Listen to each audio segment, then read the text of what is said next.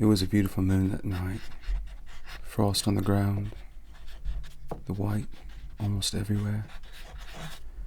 And about 7 or 8 in the evening, there was a lot of commotion in the German trenches. And there were these lights. I don't know what they were. And then they sang, "Silent night, stille Nacht." I shall never forget it. It was one of the highlights of my life. And I thought to myself, what a beautiful tune. What a beautiful tune. The annals of history are filled with the accounts of lives of individuals, peoples and nations taking sudden turns for the worst, running headlong into death, darkness, and decay, and everywhere those true accounts continue to add up. Catastrophe upon catastrophe, defeat upon defeat. Daily we read it, daily we see it, and many of us experience it firsthand. But is that it? Is the world we inhabit just that? A catastrophe folding in on catastrophe only to finally end in catastrophe? Or is there more? What if we were to look at the stories that get lost in the shuffle? What if we read our lives and the lives of others in a different order? In place of catastrophe, what if we saw before us a small glimpse of how the world ought to be? That is, a sequence of events amidst the death, darkness, and decay, turning away from those realities, suddenly and quite unexpectedly, turning towards better, truer things. What if we became aware of the twists and turns of our history and our place in it as pointing away from that death and toward a greater true end? What if we saw just over the hill where our sight begins to fail a happy ending? This is Eucatastrophe.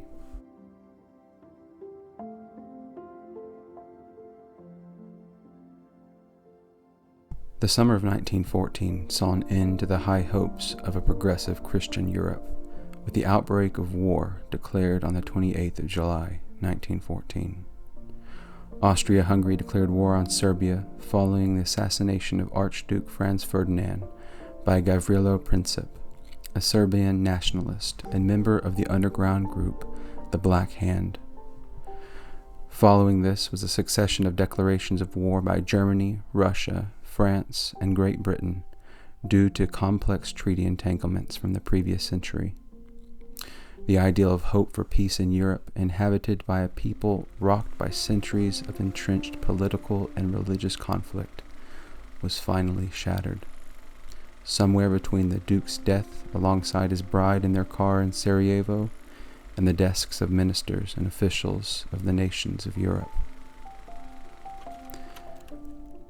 The engines of state produced and placed engines of war, while the peoples of the various nations paraded. Zeal and passion filled both head and heart on all fronts, and as the story goes, for all time, this zeal and passion filled the imaginations of young men, leading them to sign up in great numbers, swelling the ranks of all. Eventually, this individual spirit would not suffice, and the zeal and passion of men of power would resort to enlisting more youth to the cause of king and country, empire and state.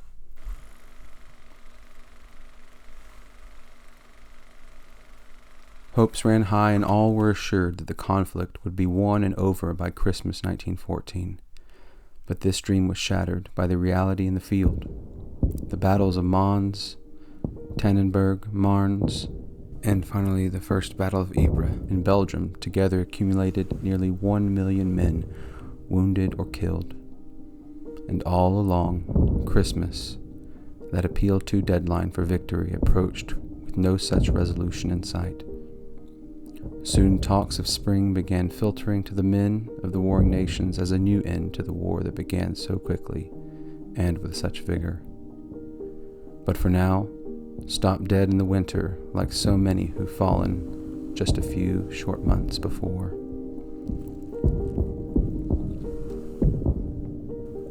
Autumn fell upon the fronts, and with it the high season for military mobility fell with it, and as with all wars the coming of winter meant the entrenchment along the lines that had been lost and or gained for the competing sides. This natural tactic would begin the trench warfare that fills the memory and imagination of the Great War, with its endless lines of men and ever-growing machinery, its brutal capabilities of killing on a scale such as the world had never seen before. The First Battle of Ypres ended on the 22nd of November, with little gain for either side, followed by only minor attempts at gaining ground with little success. By the battle's end, trenches extended from the Belgian coast to Switzerland, the longest the world had ever seen. It was in these trenches upon the Western Front that the Christian peoples faced one another as enemies, and both faced a Christmas at war. A contradiction on the scale that a Christian Europe had never seen before. Surely there would be some along the lines recognizing this contradiction. On December 7, 1914, a letter was personally written and sent by Pope Benedict XV to all heads of state involved in the conflict, requesting an immediate cessation of the bloodshed.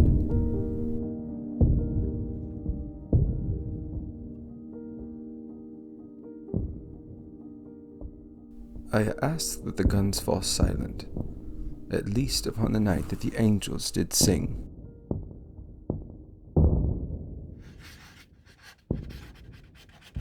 Certainly, this plea by a head of state which was officially neutral, and by a religious representative with the interest of all the Christian West, would be one that could quiet the storm, at least for the day. But it was not so. The request was formally rejected by all heads of state on both sides. Such a rejection surely revealed a different kind of death, an unforeseen, unsought-for end, a death rattle of what had been a Christian civilization for over a millennia and a half. It would seem that more was perishing beneath the saber and snow in the winter of 1914. The soul of an entire people was dying on the killing fields. Death had brought cold bodies, the elements had chilled those still living, and ambitions of entire nations chilled the hearts of the living. Life would appear as a catastrophe within a catastrophe by all, but more keenly for those men still peering out upon no man's land, a world of broken countryside, broken buildings, and broken bodies. They would have to spend the night, when the Prince of Peace was born into the world, in a place where peace was not allowed to live. Some men received small tokens of consolation for their failed promises of a return by Christmastide. Some 3 million British soldiers received official Christmas tins from Princess Mary. The chocolates and cigarettes would have been a great gain for the men going without so much in the cold of winter. And along with this gift came the inscribed words, "May God protect you and bring you home safely." For the Germans, the gifting of trees to fill the German lines for the feast were given by Prince Wilhelm. And along with these official gifts from various figures of state, families would be sending their loved ones personalized gifts for those who they had hoped to have home by now. Officially, these people were at war, but what is winter without a Christmas? And what is Christmas without peace and goodwill toward all men? In some small measure, these gifts pointed to the nearly forgotten truth, but nevertheless, for the men out in the cold, sitting in the trenches, a Christmas being Christmas was as far off as their loved ones, and as untouchable as their memories spent in church and gathered together around a Christmas dinner. For them, it was just another night at war, and with this, they would just have to make do with the 10 gifts from home. The Christmas trees placed along the front, all of which would have seemed out of place just as much as their memories. All was naturally quiet on the night of December 24th, 1914. Most men on all sides tried to make a marking of the occasion. Christmas Eve in a trench. There were special meals for some, special drinks for some. Lit Tenenbaums could even be spied by the British and French from across no man's land. But not all could partake of the minor moments of jollity. Neither side could afford to let their guard down, and so many men still had to keep the time and do the duty of a soldier.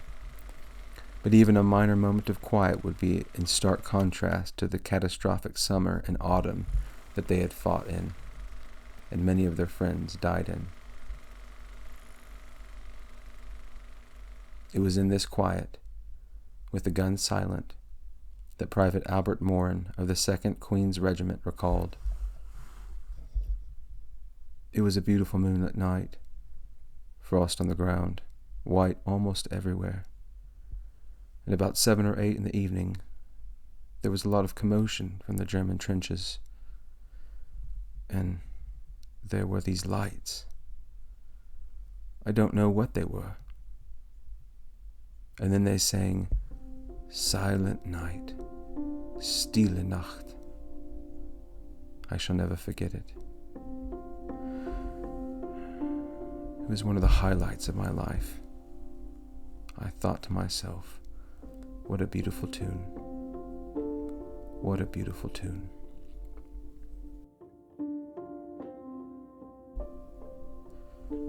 The Germans were singing their Christmas hymns to the same tune that the English sang theirs in back home. And what could not be understood in the language was understood in intention. It was Christmas Eve after all, and Christmas belongs to no single man or no allied power, but rather all belong to Christmas. So the English began to sing along in unison. No doubt it wasn't the most beautiful of renditions. 3 languages running up against each other, French, English, and German. But a more meaningful rendition had most likely never occurred before or since. Similar scenes broke out upon the night, all along the front, and eventually for some, whether it be the singing, the lit Christmas trees, or the sounds of fellow joyous men from the enemy's side, slowly and cautiously, few souls, either filled with joy or taken in a moment of desperate need for charity and peace, most likely both, came out from atop, walked out upon no man's land, the place of death and decay, and approaching the other side without a single fire being shot. Captain Joseph Sewald of Germany's 17th Bavarian Regiment recalled this moment. "I shouted out to the enemies that we didn't wish to shoot, and that we'd make a Christmas truce, and I said that I would come from my side, and we could speak with each other. For there was silence. Then I shouted once more, and invited them, and the British shouted, 'No shooting!' Then a man came out from the trenches, and I on my side did the same. And we came together, and we shook hands, a bit cautiously."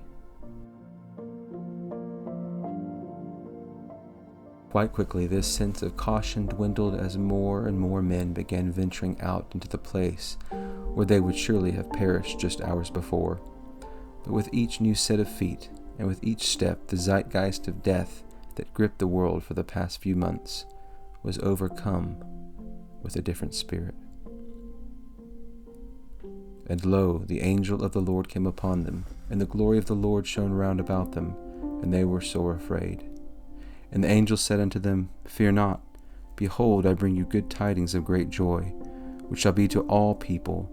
For unto you is born this day in the city of David a Saviour, which is Christ the Lord. And this shall be a sign unto you, ye shall find the babe wrapped in swaddling clothes, lying in a manger." And suddenly there was with the angel a multitude of the heavenly host praising God and saying, "Glory to God in the highest, and on earth peace, goodwill toward men." One Sergeant A. Lovell of the British 3rd Rifle Brigade, joining in on the unfolding miracle before him, remarked, "Climbing above the parapet, I saw a light which I shall remember to my dying day. Right along the whole of our line, there were hung these paper lanterns and illuminations of every description, many of them in such positions as to suggest that they were hung upon a Christmas tree."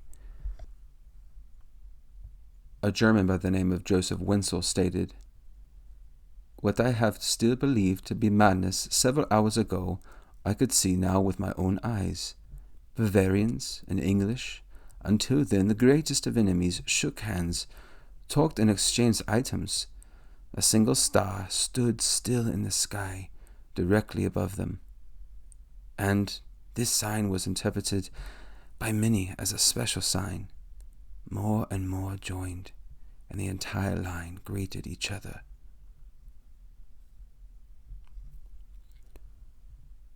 Both sides were taken aback by the Eucatastrophe before them, and with each man going forward to embrace the man that they would have shot only hours before, more followed. Souvenirs were gifted, foods shared, and cigarettes lit by men looking for a light from those who would, up until that moment, been their enemies. Sleep that night for those who fraternized on Christmas Eve of 1914 must have been the most peaceful since being back home. That night, all along the Western Front, promises of peace were made for a Christmas Day as well, and upon waking the following morning, what had begun beneath the Christmas stars remained in the light of the day. What would have been difficult to see in darkness was now easily visible for those out in no man's land. The duties of soldiering did not disappear, even in this unexpected peace.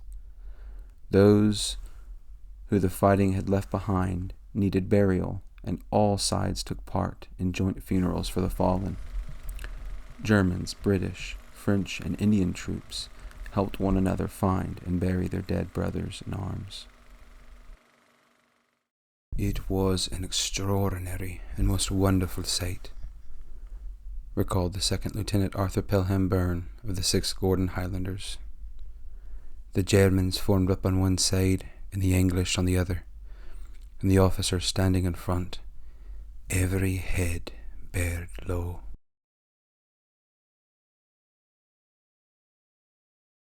With caps removed, heads bowed, and hearts turned for better things, goodwill and peace for all men present reigned, even in the faces of their dead." Once completed with the task that duty, honor, and love demanded, Christmas Day took on light-heartedness that outdid even the previous night. Eventually, the English brought a soccer ball from their trenches, and pretty soon a lively game ensued. How marvelously wonderful, yet how strange it was. The English officers felt the same way about it. The games continued, accompanied by friendly competition. Some parts along the front even managed to cook meals out in no man's land. They were a people united in something strong enough to break with the destruction that had brought them all to this place. The day was filled with competing songs in various languages, each singer trying to outdo the other, showing the superiority of their language and tradition. But all was done in a Christmas jest. The soldiering Highlanders even brought out their bagpipes to outdo all around them, and it would seem that the momentary nature of this event did not dampen the joy that presided over the killing fields of Western Europe. And just as things had broken out, the men knew that they would have to go back to their trenches and continue what it was that they were sent to do. But this would not occur without an outro to match the intro. In some places, the fraternizing continued into Boxing Day, St. Stephen's Day. Captain A.D. Chatter of the 2nd Battalion Gordon Highlanders wrote down his thoughts on this day. I don't know how long it will go on for. I believe it was supposed to stop yesterday, but we can hear no firing going on along the front today, except a little distant shelling.